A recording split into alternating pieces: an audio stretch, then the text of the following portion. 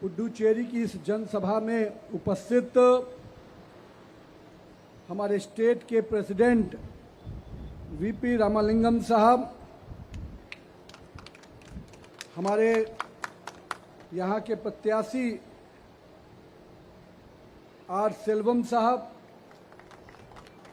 हमारे इस राज्य के चुनाव को प्रभारी के रूप में देख रहे केंद्रीय मंत्री श्री मनसुख एल मांडविया जी, अपने state vice president M Pajani ji, state secretary Shrimati S Hema Malini ji, Shri G Sukumaran ji district president, Shri S R Ravichandran ji मंडल प्रभारी एंड श्री प्रकाश जी मंडल प्रेसिडेंट. இந்த மேடையில் வீட்டிற்குரிய பெருமைக்குரிய பெருமக்கள் அனைவருக்கும் என்னுடைய அன்பான வணக்கம். வெற்றிவேல் முருகம் நுண்ணுக்குகம் அரோ கோரா. வெற்றிவேல் முருகனுக்கு. आज मनाकुलम विनायगर और विली यनूर स्थित तिरुकामेश्वर की पावन भूमि पर उपस्थित होकर मैं स्वयं को अत्यंत धन्य महसूस कर रहा हूं. இங்க பெருமைக்குரிய நம்முடைய மணக்குள விநாயகர் அவர்களுடைய அருளையும் வில்லியனூர்ல திருக்கனூர் உறைந்திருக்கும் பெரிய கடவுளையும் நான் இங்கே வணங்கி உங்கள் முன் நிற்பதில் மிகவும் பெருமை அடைகிறேன். ये वो धरती है जहां भारतीयार और महर्षि अरविंद के राष्ट्रवाद और अध्यात्म का संगम कहा जाता है. இந்த புதுச்சேரி மண் அரவிந்தராலும் இன்னும் இந்து சமயத்தின் பெருமைக்குரிய மிகப்பெரிய சித்தர்களாலும் புண்ணிய பூமியாக திகழ்கிறது. आज पुडुचेरी के इस विधानसभा चुनाव के जिस प्रकार से आम जनमानस में जो माहौल देखने को मिल रहा है और जिस प्रकार से लोगों ने अपनी उपस्थिति दर्ज की है, मैं तहे दिल से यहाँ पर आए हुए समस्त अपने नागरिकों को बहुत बहुत प्रणाम करता हूँ, बहुत बहुत अभिवादन करता हूँ. இங்க மக்களை எல்லாம் நான் சந்திக்கும் போது ரொம்ப நம்பிக்கையோட இருக்கேன். உங்களை எல்லாம் இன்று காலை முதல் நான் ஒருத்தரா பார்த்துட்டு ஒவ்வொரு பகுதியிலையும் பார்க்கும்போது உங்கள் மேல் மிகப்பெரிய நம்பிக்கை இருக்கிறது.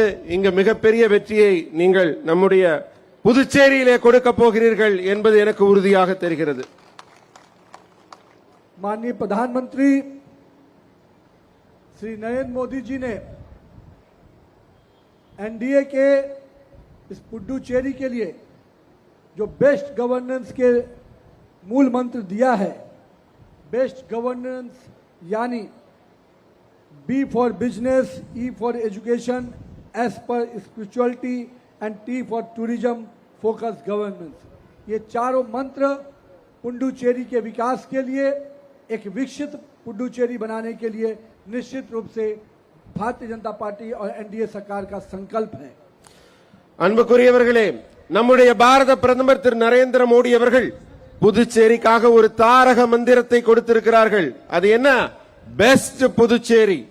பெஸ்ட் புதுச்சேரினா பிசினஸ், எஜுகேஷன், ஸ்பிரிச்சுவாலிட்டி, டூரிசம், இந்த 4 துறைகளிலும் புதுச்சேரிய ஒரு மிகப்பெரிய உயரத்திற்கு கொண்டு செல்வோம் என்று கூறியிருக்கிறார். நம்முடைய பாரதிய ஜனதா கட்சியும் இங்க இருக்கிற கூட்டணி ஆட்சியும் உங்களுடைய இந்த உயர்ச்சிக்காகவும் இந்த வெற்றிக்காகவும் இந்த மலர்ச்சிக்காகவும் ஆயராது பாடுபடுவோம் என்று உறுதி கூறுகிறேன். माननीय प्रधानमंत्री जी और एनडीए की पूरी सरकार जिस प्रकार से यहाँ के व्यवसाय को बढ़ाने के लिए, यहाँ के युवाओं को एक शिक्षित और रोजगार युक्त शिक्षा देने के लिए, हमारे यहाँ की जो स्पिरिचुअलिटी रही है उसको सम्मान पूर्वक यहाँ के विरासत को और विकास के साथ जोड़ना और टूरिज्म जैसे सेगमेंट को यहाँ एक बहुत बड़ी संभावना के रूप में लाने का हमारा सरकार का संकल्प है. நம்முடைய விவசாய பெருமக்களுக்கும் அவங்களுடைய விவசாயத்துல நல்ல முன்னேற்றம் காண்பதற்கான திட்டங்கள், இளைஞர்களுக்கு வேலை வாய்ப்புக்கான திட்டங்கள், இங்க இருக்கிற திருக்கோவில்கள், ஆன்மீக மையங்கள், இவையெல்லாம் ஸ்பிரிச்சுவலிட்டியில உயர்வடைவதற்கான திட்டங்கள், இன்னும் டூரிசம், இன்னும் மிகப்பெரிய வளர்ச்சியை அடைவதற்கான திட்டங்கள் அனைத்தும் பெரிய அளவில் இன்னும் முன்னேற்றத்திற்கான ஒரு வழியை நமக்கு திறந்து கொண்டிருக்கிறது. அதை விரைவிலே நம்முடைய அரசு, மத்திய அரசு அதற்கான நடவடிக்கை எடுக்கிறது. यहाँ के लोगों ने यूपीए सरकार के भ्रष्टाचार को भी देखा, युवाओं को बेरोजगारी के लिए भटकते हुए भी देखा और कहीं न कहीं यहाँ के माता बहनों का सम्मान को ठेस पहुंचाते हुए भी देखा। और एक समय था जब इसी यूपीए की सरकार में यहाँ पर बेरोजगारी दर 47% तक चला गया था, लेकिन मुझे बताते हुए खुशी है कि आज एनडीए की सरकार में ये घटकर मात्र 4% पे आ गया है. அன்பர்களே, இதற்கு முன்னர் நடைபெற்ற ஆட்சியில ஊழல் தலைவிரித்தாடியது. வேலை வாங்கிக்க கூட லஞ்சம் கொடுக்க வேண்டிய ஒரு சூழல் இருந்தது. பெண்களுக்கு முன்னேற்றம் என்பதே இல்லாமல் இருந்தது. அதையெல்லாம் நம்முடைய டபுள் என்ஜின் சர்க்கார், நம்முடைய கூட்டணி அரசு இங்கு ஆட்சிக்கு வந்தவுடன் மிகப்பெரிய மாற்றங்கள் அடைந்து கொண்டிருக்கிறது. இன்னும் சொல்ல போனால் வேலை வாய்ப்பு இல்லாமை என்பது இந்த பகுதியில் முன்னாடி 47% அளவிற்கு இருந்ததாக கூறப்படுகிறது. இன்று அது மிக குறைந்த அளவிலே 4% குறைந்திருக்கிறது. यूपीए सरकार में जो घोटालों का दौर 2014 के पहले तक था, वही स्थिति यहाँ के राज्य सरकार में भी यूपीए के समय में था. और सेंटेक घोटाला और ऐसे कई घोटालों के सीरीज यूपीए सरकार ने यहाँ के गरीब लोगों को ठगकर इनके परिश्रम का पैसा अपने तिजोरी में डालने का काम किया. மக்களே, இதுக்கு முன்னாடி இருந்த ஆட்சியில சென்டெக் ஊழல்ங்கிறது எல்லாராலும் பரவலாக பேசப்பட்டது. மக்களுடைய பணம் எப்படி தனியாரின் கரத்திலே சென்று அடைந்து கொண்டிருக்கிறது, அந்த வழிகளை எல்லாம் அடைத்து மக்களுக்கு அவங்களுடைய வரி பணம் அரசுக்கு நேர்மையாக சென்று சேரும்படி இந்த ஆட்சியிலே நல்ல நேர்மையான ஒரு வழிமுறைகள், சென்டெக் ஊழலை தடுப்பதில் மிகப்பெரிய ஒரு வெற்றியை அடைந்திருக்கிறோம். पहले इसी राज्य में गैंगवार अपराध का बोलबाला था, पर अब हमारी एनडीए की सरकार में ऑपरेशन त्रिशूल के माध्यम से मित्र एसओएस ऐप के से एक सुरक्षा और एक मजबूती यहाँ के लोगों को देने का प्रयास हमारी सरकार ने किया है. பெண்கள், குழந்தைகள் இவங்க பாதுகாப்புக்காக ஒரு ஆப் இருக்கு, மித்ரா எஸ்ஓஎஸ் அப்படிங்கிற ஒரு ஆப். இதனால சமூக விரோதிகள் எல்லாம் அவங்க ஆதிக்கம் செலுத்திய தெருவில் நடமாட முடியாமல் இருந்த அந்த கடந்த கால சூழல் தற்போது பெரிய அளவில் மாறி இருக்கிறது. यूपीए के सरकार के दौर में जहां नकली दवाइयों का पूरा बोलबाला था, वहीं हमारी सरकार ने 33 से अधिक जन औषधि केंद्र खोलकर लोगों को एक दवा और कहीं न कहीं स्वास्थ्य सेवाओं में नया आयाम जोड़ा. साथ ही साथ यही वो राज्य था जहां भूमि घोटालों की चर्चा होती थी, और आज एनडीए की सरकार है. यहां पर 12,000 से अधिक पक्के मकान देकर एनडीए की सरकार ने यहाँ के गरीब जनता को कहीं न कहीं आसियाना देने का काम किया है. மக்களே, நீங்க முக்கியமா ஒரு விஷயம் கவனிக்கணும். பழைய ஆட்சியில மருந்து வாங்க கூட முடியாம மிக அதிகமான விலையில இருந்தது. ஆனா இப்ப நம்ம ஆட்சியில பாத்தீங்கன்னா 33 மக்கள் மருந்தகங்கள் இங்கே வெற்றிகரமாக இயங்கிக் கொண்டிருக்கின்றன. குறைந்த விலையில் உங்களுக்கு எல்லாம் மருந்துகள் கிடைத்துக் கொண்டிருக்கிறது. அது மட்டுமல்ல, ஒரு நிலம் வாங்க கூட யோசிக்க வேண்டிய ஒரு காலகட்டத்தில் முந்தைய ஆட்சியில் இருந்தப்ப நம்முடைய என்டிஏ ஆட்சியில 12,000 வீடுகள் மக்களுக்காக கட்டி கொடுக்கப்பட்டிருக்கிறது. जहां एक और यूपीए ने 15,000 करोड़ के घोटालों में अपना चेहरा काला किया, वहीं आज एनडीए की सरकार ने 16,000 करोड़ से अधिक के निवेश इस राज्य में लाने का जो अवसर मिला, इससे कहीं न कहीं यहाँ के लोगों को रोजगार और नए अवसर का सृजन हो रहा है. வேலை வாய்ப்பு நீங்க குறிப்பா எடுத்துட்டீங்கன்னா இந்த ஆட்சியில மட்டும்தான் கிட்டத்தட்ட என்டிஏ அரசு வந்த பிறகு 16,000 பேருக்கு, அதை விட அதிகமான பேருக்கு வேலை வாய்ப்புக்கான வாய்ப்பு களம் உருவாக்கப்பட்டிருக்கிறது. आज हमारे किसान भाइयों को 6,000 डीबीटी के माध्यम से मिलता है. हमारी महिलाओं को सहायता के लिए लाल कार्ड धारकों को 2500 रुपया और आने वाले समय में पीला कार्ड धारकों को भी 1000 देने का हमारा संकल्प है। आने वाले समय में जो पेंशन की हमारे वरिष्ठ नागरिकों को 80 वर्ष से ऊपर की आयु है उनका पेंशन बढ़ाकर 4000 रुपया करने का संकल्प हमारी घोषणा पत्र में लिया गया है। நண்பர்களே, என்டிஏ அரசு ஆட்சிக்கு வந்த பிறகு விவசாய பெருங்குடி மக்களுக்கெல்லாம் 6000 ரூபாய் நேரடியாக உங்க வங்கி கணக்கில் வருகிறது. அதே போல பெண்களுக்கு 2500 ரூபாய் சிகப்பு அட்டை வைத்திருக்கிற அந்த பெண்களுக்கு கொடுக்கப்படுகிறது. இன்னும் மஞ்சள் அட்டை வைத்திருப்பவர்களுக்கு 1000 ரூபாய் கொடுப்பதற்கான ஒரு திட்டம் தயாராகிவிட்டது. அதே போல முதியவர்களுக்கான பென்ஷன் எல்லாருக்கும் வருதா? 80 வயது கடந்தவர்களுக்கெல்லாம் இப்ப 4000 ரூபாய் பென்ஷன் கொடுக்கிற திட்டம் நம்ம ஆட்சியில தான் முதியோர்களுக்கு வழங்கப்படுகிறது. मछली हमारे पालक हमारे मछुआरा भाइयों को जो प्रतिबंध के दौरान सहायता राशि दी जाती थी, हमारी सरकार ने भी उसको बढ़ाने का काम किया। पहले 6500 रुपया मिलता था, अब हमारे मछुआरा भाइयों को 8000 रुपये तक की राशि देने का हमारी सरकार ने काम किया है। மீனவ சமுதாயத்தைச் சேர்ந்த அவர்களுக்கெல்லாம் இதற்கு முன்னாடி 6500 ரூபாய் தான் கொடுக்கப்பட்டு வந்தது. நம்ம ஆட்சியில தான் அது உயர்த்தப்பட்டு 8000 ரூபாயாக வழங்கப்படுகிறது.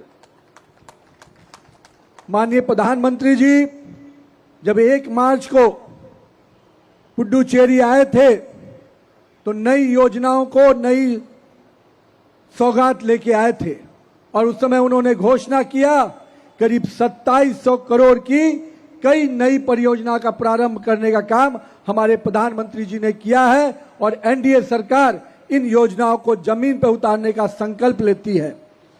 நம்முடைய பாரத பிரதமர் அவர்கள் 1ஆம் தேதி இங்க புதுச்சேரி வந்திருந்த போது புதிய திட்டங்களையும் புதிய அறிவிப்புகளையும் உங்களுக்காக கொடுத்திருக்கார். கிட்டத்தட்ட 2700 கோடி ரூபாய்க்கான புதிய திட்டங்கள் உங்களுக்கு அறிவிக்கப்பட்டிருக்கிறது. அதையெல்லாம் நாங்கள் மிக விரைவாக உங்களுக்கு நடத்தி கொடுக்க இருக்கிறோம். विलपपुरम से पुडुचेरी तक 29 किलोमीटर लंबे 4 लेन सड़क के लिए भी उन्होंने उस समय उद्घाटन कर लोगों के लिए सुलभ उपस्थित कराया है। कहीं न कहीं इस राज्य के विकास में सड़क हो, इंफ्रास्ट्रक्चर हो, इसको गति देने का काम हमारी सरकार कर रही है। பிரதமர் அவர்கள் வந்திருந்தப்ப விழுப்புரத்திலிருந்து புதுச்சேரிக்கான NH32 29 கிலோமீட்டருக்கான ஒரு மிகப்பெரிய அகலச்சாலையை உங்களுக்காக திறந்து கொடுத்திருக்கிறார். இதுபோல உள்கட்டமைப்பு வசதிகளில் புதுச்சேரிக்கு எல்லா வசதிகளையும் நாங்கள் உருவாக்கி தர தயாராக இருக்கிறோம். इंदिरा गांधी स्क्वायर से लेकर राजीव गांधी स्क्वायर तक भी अगर किसी ने जोड़ने का काम किया तो हमारी सरकार ने 436 करोड़ की योजना से उस प्रोजेक्ट का शिलान्यास किया है।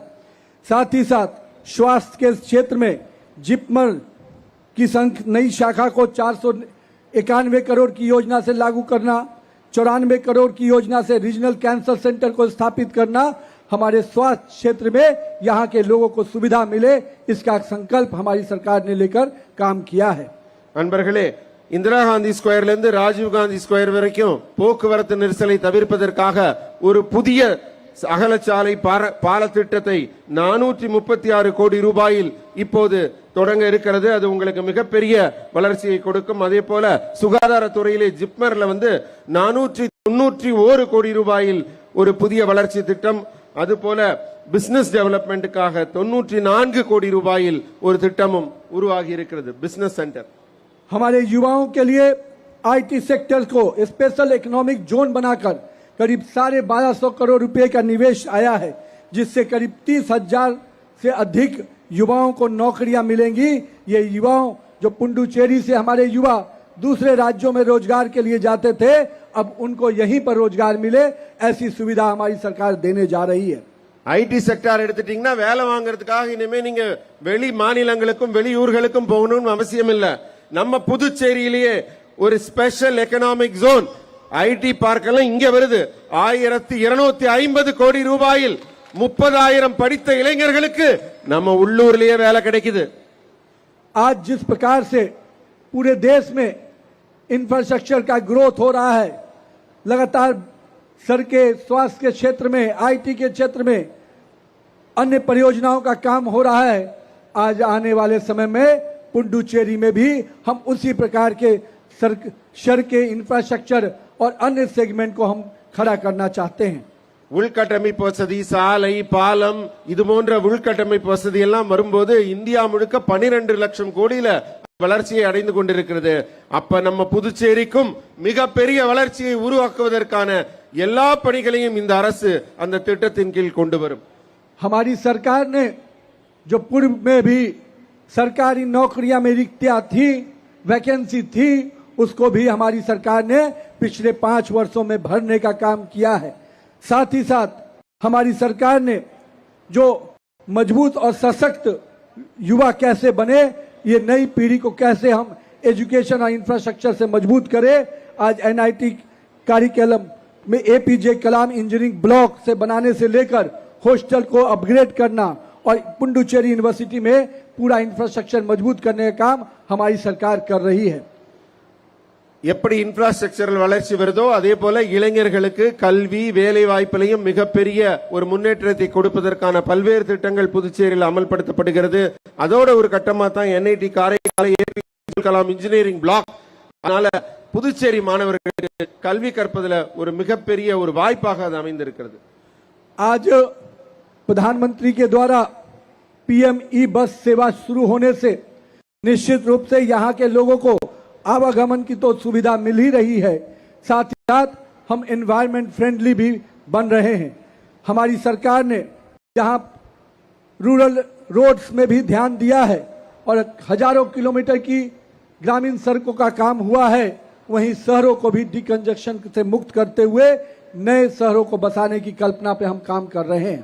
அடுத்த தலைமுறைக்கான வளர்ச்சியை நோக்கி தான் நம்ம எப்பவுமே திட்டம் போடுறோம்.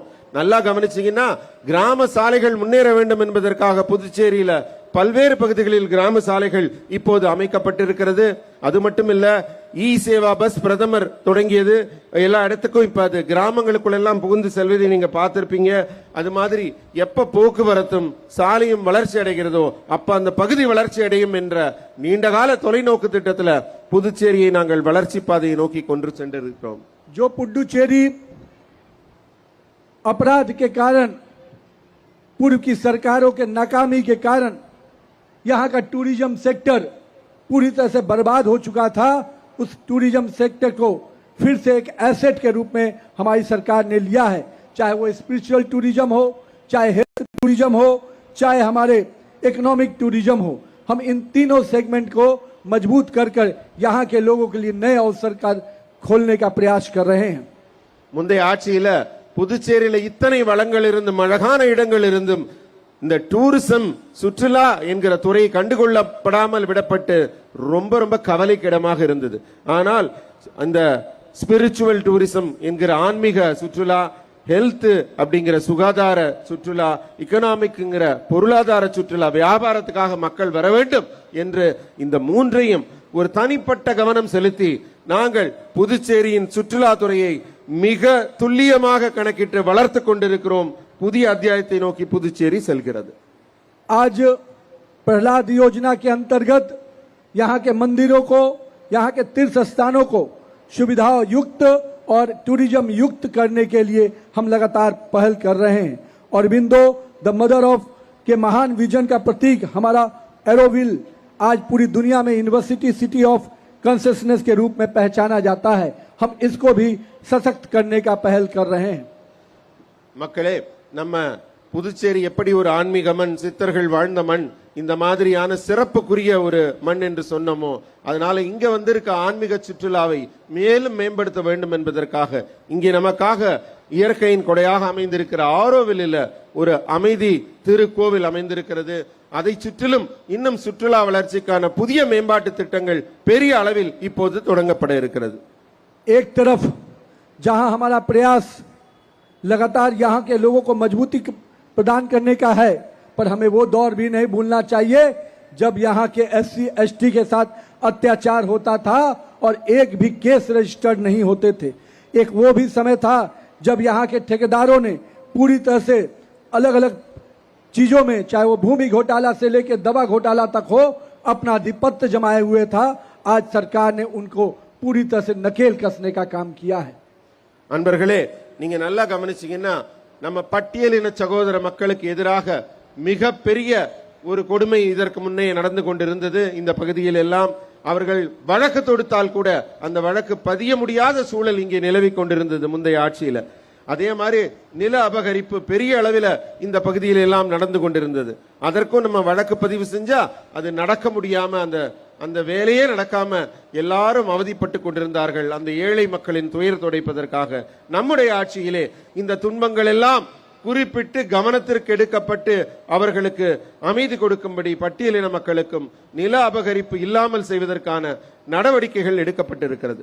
आपको ध्यान में रखना चाहिए, आपके बगल के राज्य तमिलनाडु में किस प्रकार से भगवान मुरुगन की कार्तिक दीपम पूजन करने से रोकने का काम किया, किस प्रकार से बगल में तमिलनाडु में किस प्रकार से हर समय करप्शन के जंद में पूरी सरकार छिपी हुई है, सरकार घिरी हुई है, और वहीं आज पुडुचेरी में विकास युक्त सरकार बन रही है जिसमें भ्रष्टाचार को जीरो टॉलरेंस पे हम रखकर काम कर रहे हैं.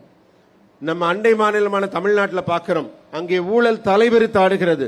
இன்னும் சொல்ல போனால் மக்களுக்கு எதிராக அரசு செயல்படுகிறது. அதற்கு சாட்சியாகத்தான் திருப்பரங்குன்றம் கோவிலில் அந்த அரசு எடுத்த நடவடிக்கை மக்கள் விரோத நடவடிக்கையாக அமைந்திருந்தது.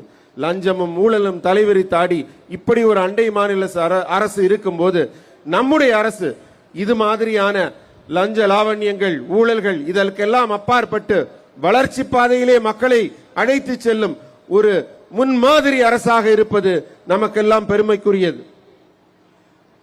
हमारी सरकार उन भ्रष्टाचारियों को सजा देने का भी काम करेगी, पर साथ ही साथ हम अपने किसान भाइयों के साथ, मछुआरा भाइयों के साथ हम पूरी तरह से उनके साथ खड़े हैं.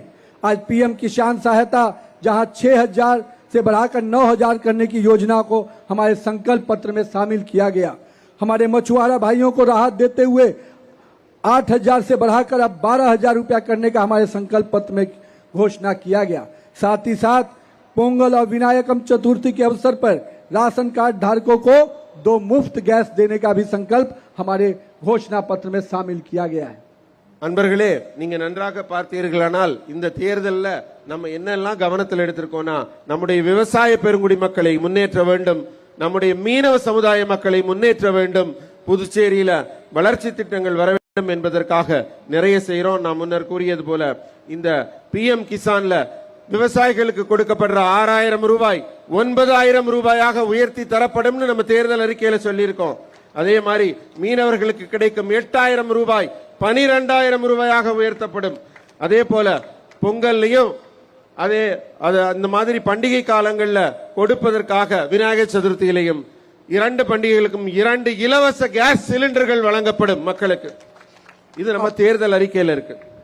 प्रधानमंत्री आवास योजना के अंतर्गत अपने मछुआरा परिवारों को 5,000 पक्का मकान देने का भी वादा हमने अपने घोषणा पत्र में शामिल किया है. इंटर्नशिप और स्टाइपेंड में 10,000 युवाओं को औद्योगिक इंटर्नशिप के अवसर के लिए 10,000 रुपया मासिक स्टाइपेंड देने की भी घोषणा हमारे संकल्प पत्र में किया गया है. மீனவர்களுக்கு வெறும் உதவித்தொகை மட்டுமல்ல 5,000 வீடுகள் கட்டித்தரப்படும் மீனவ சமுதாய மக்களுக்கு. இது நம்ம தேர்தல் அறிக்கையில் இருக்கு. அதே மாதிரி நன்றாக கல்வி கற்கக்கூடிய மாணவர்களுக்கு என்ன வேணும், அவங்களுக்கு உற்சாகம் வேணும், அதற்காக ஊக்கத்தொகையாக 10,000 ரூபாய் மாணவர்களுக்கு வழங்கப்படும். हम लोगों ने सरकारी नौकरियों में ग्रुप C और ग्रुप D में 60% स्थानीय आरक्षण और सरकारी विश्वविद्यालयों में 20% स्थानीय आरक्षण देकर निश्चित रूप से यहाँ के लोगों को उनका अधिकार देने का प्रयास हमारी सरकार ने किया है. அரசு வேலை வாய்ப்புல நீங்க பாத்தீங்கன்னா குரூப் C and D அதுல ஒரு ரிசர்வேஷன் அரசு பள்ளியில படித்த மாணவர்களுக்கும் இன்னும் சொல்ல போனால் இந்த பகுதியில் இருக்க மக்களுக்கும் அவர்களுக்கான இட ஒதுக்கீடு உறுதி செய்யப்படும். अभी औद्योगिक क्षेत्र में जहां PPP मोड में इथेनॉल शुगर हब बनाने का हमने संकल्प लिया है, जल शुद्धता के लिए भी डिसइंटेंशन प्लांट बनाने का संकल्प हमने लिया है. साथ ही साथ कनेक्टिविटी और विरासत को पुडुचेरी को वेलनेस सिटी के रूप में बनाने का हम लोगों ने संकल्प लिया है. मित्रों, ये समय पुडुचेरी को विकास के नए उड़ान के लिए लेके चलने का है। அன்பர்களே, புதுச்சேரியில அறிவியல், தொழில்நுட்பம், தொழில் வளர்ச்சி இவை எல்லாவற்றையும் மிகப்பெரிய அளவில் எடுத்து செல்லப்பட்டு, இன்னும் சொல்ல போனால் பிபிபி மாடல்ல இங்க மிகப்பெரிய திட்டங்களை எல்லாம் கொண்டு வந்து புதுச்சேரிய ஒரு ராக்கெட் வேகத்தில் வளர்ச்சி பாதையில கொண்டு செல்ல வேண்டும் என்பது எங்களுடைய இலக்காக இருக்கிறது. भाइयों और बहनों, मेरे यहाँ के पुडुचेरी के मेरे निवासियों, हम पुडुचेरी के भविष्य पर को नई उड़ान देना चाहते हैं। कांग्रेस डीएमए के उस अस्थिरता और गैंगवार के दौर से बाहर निकालकर एक स्थिर, प्रगतिशील, पारदर्शी और विकास केंद्रित एनडीए सरकार देने का संकल्प लेते हैं। आने वाले 5 साल में हम 3 सेक्टर्स कंसंट्रेट कर हम विकास के नए आयाम को संकल्प के साथ पूरा करना चाहते हैं। அன்பர்களே, கடந்த காங்கிரஸ் திமுக ஆட்சியில் ஏற்பட்ட அடாவடி அராஜக அரசியல் எல்லாம் இல்லாமல் இந்த வரப்போகிற அரசியல் எப்படி இருக்கும் என்றால், நம்ம மக்களுக்கு நேரடியான நன்மைகளை கொடுக்கக்கூடிய வகையில் 5 ஆண்டுகள்ல புதுச்சேரியோட வளர்ச்சி, மலர்ச்சி, முன்னேற்றம் என்பதை மட்டும் கருத்தில் கொண்டு வரப்போகிற 5 ஆண்டுகள்ல புதுச்சேரியின் மிகப்பெரிய வளர்ச்சிக்கு மிகப்பெரிய திட்டங்களை நாங்கள் முன்னெடுத்து செல்வதற்கான உறுதி எடுத்திருக்கிறோம். मैं आप सभी से अपील करता हूं कि अपने पुडुचेरी के उज्जवल भविष्य के लिए, आर्थिक समृद्धि के लिए, विकसित भारत के साथ विकसित पुडुचेरी बनाने के संकल्प को पूरा करने के लिए हमारे भाजपा के उम्मीदवार श्री एल्बम आर सेल्वम जी को भारी मतों से विजयी बनाने का आग्रह करता हूं। आपका मत कमल के बटन पर दबेगा, पर वो विकास की नई उड़ान के लिए आगे बढ़ेगा। அன்பர்களே, வலிமையான பாரதத்தை நம் பாரத பிரதமர் திரு நரேந்திர மோடி அவர்கள் படைத்துக் கொண்டிருக்கிறார். இங்கே வலிமையான புதுச்சேரியை நாம் உருவாக்குவதற்கான சபதம் ஏற்றுக் கொண்டிருக்கிறோம். அந்த சபதம் ஏற்று திறம்பட நடத்துவதற்காக இங்கே உங்கள் பகுதியிலே நம்முடைய வேட்பாளராக திரு செல்வம் அவர்கள் இருக்கிறார். அவரை மிகப்பெரிய அளவிலே மிகப்பெரிய வாக்கு வித்தியாசத்தில் வெற்றி பெற செய்ய வேண்டும் என்று உங்களை கேட்டுக்கொள்கிறேன். आइए हम सब एक मजबूत एनडीए सरकार बनाएं। इस संकल्प के साथ नल्ला अच्छी थोड़ा ततम पंडु वही मलारत्तम सुशासन जारी रहेगा, पुडुचेरी समृद्ध बनेगा। அன்பர்களே, புதுச்சேரியில என்டிஏ கூட்டணி ஆட்சி மிகப்பெரிய மாற்றத்தை உங்களுக்காக கொண்டு வருகிறது. அதற்காக மிகப்பெரிய வெற்றியை நீங்கள் அளித்து என்டிஏ கூட்டணியை வெற்றி பெற செய்ய வேண்டும். நல்லாட்சி மலரட்டும் புதுச்சேரியிலே என்று உங்கள் முன்னே நான் கூறுகிறேன். भारत माता की जय, भारत माता की जय. வெற்றிவேல் முருகன் நுக்கம் அரோரா. வெற்றிவேல் முருகனுக்கு, வெற்றிவேல் முருகனுக்கு, जय हिंद. வெற்றிவேல் முருகனுக்கு.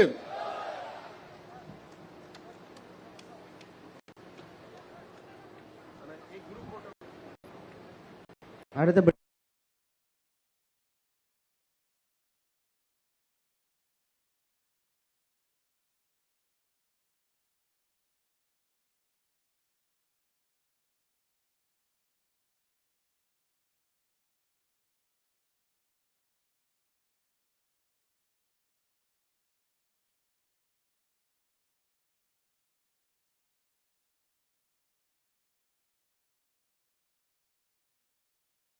தெரிவித்துக் கொள்கிறோம். மற்றும் இங்கு வருகை புரிந்த அத்தனை சகோதர சகோதரிகளுக்கும் என்னுடைய நன்மார்ந்த நன்றியை தெரிவித்துக் கொள்கிறோம். நம்முடைய மாண்புமிகு